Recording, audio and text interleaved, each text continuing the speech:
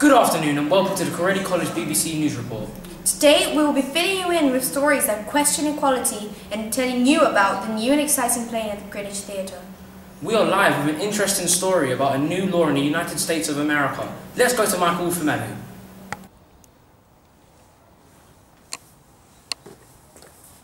Hi there. Now we are back on the foregrounds of Corelli College. Now today we've received very crucial information from the United States of America regarding a legislation about a regime formed by Obama, aka his healthcare project. Now Femi, have you heard about the Obama regime? No, I have not. Well, I'd like to tell you one thing. There's a healthcare from Obama. He is suggesting that if you want free healthcare, you must have a chip in either your left hand or your forehead. This chip contains everything about you, your bank details, your address, everything. And you will also get traced by this chip. Now, what do you think about that? That is not a very good idea. Not a very good idea. Right, thank you, Femi. You can continue with your lunch break. I'll see you later. In order to receive free healthcare, each citizen of America must get a chip in either their left hand or their forehead.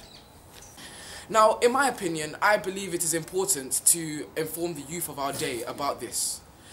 In the chip, you can also get tracked by it, which is why this is very controversial. Thank you, Michael. Now we have something very special. And now for something completely different. Have you ever thought about women and how they are treated in this country and worldwide? Here is Natalia and Estella talking to you about just that. During the late 19th century, middle and upper class women fought and chained themselves to railings for basic human rights. Prior to this, women were denied education and were seen as a property that was passed down for pay. But how much has really changed? The actual definition of feminism is that men and women both have equal rights and opportunities. I think there's a lot of confusion still about what feminism actually means. I think people seem to think that feminism is about a load of angry females thinking that they're better than men. Feminism to me is choice. It's the option to have or do something rather than being told or forced into something. You don't have to go far to find out that 2/3 of the world's illiterates are women, and that 60 million young girls are still forced into marriage today. But let's zoom in a bit. The majority of members of the parliament are white males which own land in this country. These people run the country we live in. So what was all that battling for?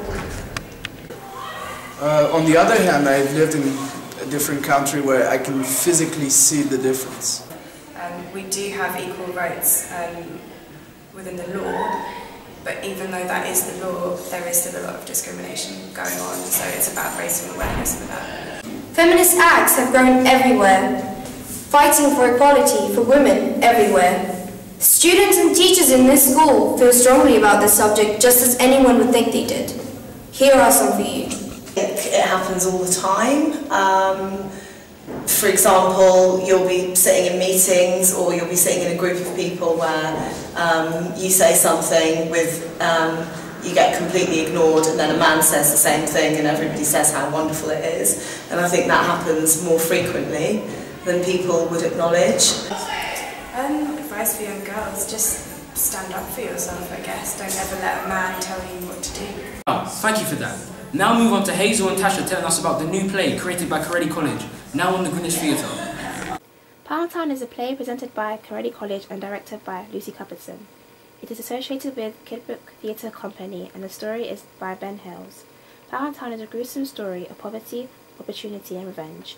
A rich man returns to his long-abandoned hometown with promises of lasting change and opportunities for everyone. The offer, however, comes at a price, a moment of horror for a lifetime of wealth. How long before the temptation becomes? I think it's absolutely fantastic. I went to see it last night at Greenwich Theatre, and the quality of the acting, the quality of the production itself, the scenery, everything was perfect. In fact, I took my 2 children with me who are aged 9 and 7, and Alfie said it was better than reading a David Walliams novel, and that's something he's really into at the moment, so that was really pleasing. We had a great time, and I laughed from start to finish. I think the quality of the cast throughout and everybody was brilliant. So I wouldn't want to pick anyone out and say they're better than the others. I think the play of Poundtown was a really exciting play and I enjoyed watching it. I can't wait to see that play, Tasha and Hazel. Thank you. We will now move on to the Year 9 football match that will be happening later today. Back to you, Reese and Michael.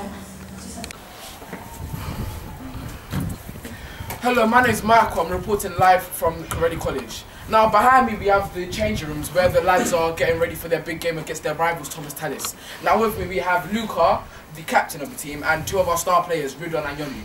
Now, I would like to ask you a few questions, guys.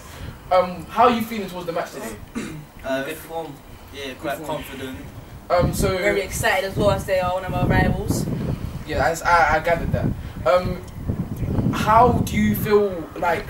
Obviously, there's a bit of tension seen as your rivals. How do you feel that's gonna get down? Are you gonna resolve your tension today in today's game, or what's gonna happen? I think we're gonna have to stay quite relaxed, but burst out with energy. Yeah. So and our tension is positive tension. Okay. So as the positive tension is going to come into the match and display our positivity into the match. Yeah. Understand? So Johnny, you're not speaking much. From my previous matches, I've seen that they are a very aggressive team. We've got to use our skills in advantage. Live from Corelli College. We hope you have learned something today. Thank you and good afternoon. Good afternoon.